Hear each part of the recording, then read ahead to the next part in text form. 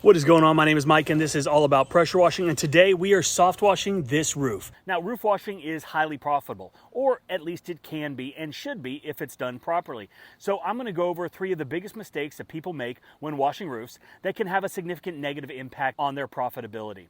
The first one probably goes without saying, and that is to never use a pressure washer when you're cleaning a roof. Now, you'd think that this is common sense, but unfortunately I see both homeowners and other pressure washing businesses actually doing this. Now, homeowners, they get a hall pass. They don't know any better. But if you call yourself a professional exterior cleaning company, you better know what you're doing. It's the right equipment for the job, the right detergents for the job, knowing how to actually perform the job. Now, I know some guys like to think that a pressure washer is going to be able to do it, maybe with an X-Jet, but definitely not downstreaming, because you're not going to get a strong enough mix onto the roof to adequately kill all of the organic material up there.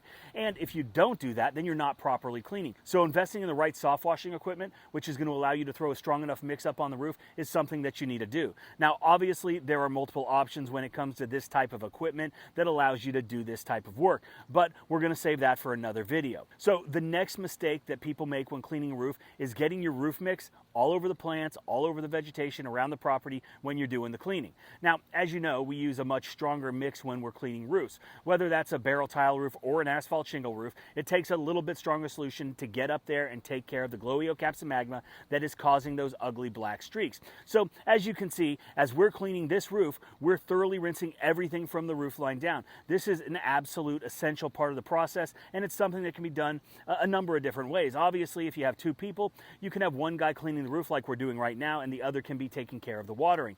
Now, we're using a pressure washer here, but you can also use the customer's hose, or like we do when I'm not here to film and water, Mac has already set up a couple sprinklers in the backyard to water the plants, and this does a really good job in watering throughout the entire process. So if you're a solo operator, this is something that you can do to help mitigate any potential damage from overspray or runoff, right? And if you're interested in learning more about the different methods used, the chemical solutions used, the mix ratios, the equipment, basically how to wash anything on a residential property, check out the first link in the description below for the #1 selling pressure washing training course in the world, How to Wash, and it also covers soft washing like we're doing right now, where Aaron Parker, Cody Yarbrough, Justin Rogers, and myself walk you through every aspect, basically cutting your learning curve, making you better at what you're doing, which makes you more efficient, and that makes you more profitable, and at the end of the day, that's what we all want. And you can also use promo code 50FREE to take $50 off the course. And this is value-packed and worth every single penny. Okay, so the last thing that becomes a significant issue, which relates directly to the first, is oversaturation, okay? Over-application, soaking the roof so much that you're creating immense amounts of runoff, too much runoff, right? And that requires a lot of extra watering, and it's really not needed, because more detergent doesn't necessarily equate to a cleaner surface. As long as you're getting a nice, even application, the surface is saturated but not oversaturated, you're using a good surfactant that's going to help the chemicals stay up there longer, then you should be in good shape. And it's also going to require less volume of our cleaning solution because you're not overdoing it. It's also really important to remember that you need to let your roof cleaning solution do its job, right? It takes time. And while it seems like it almost happens instantly because of the rapid color change with the bleach and the organics up there, but you got to give it its time. Give it 15 minutes or so, and then you're going to have some touch-ups on occasion. There's going to be some dirtier places.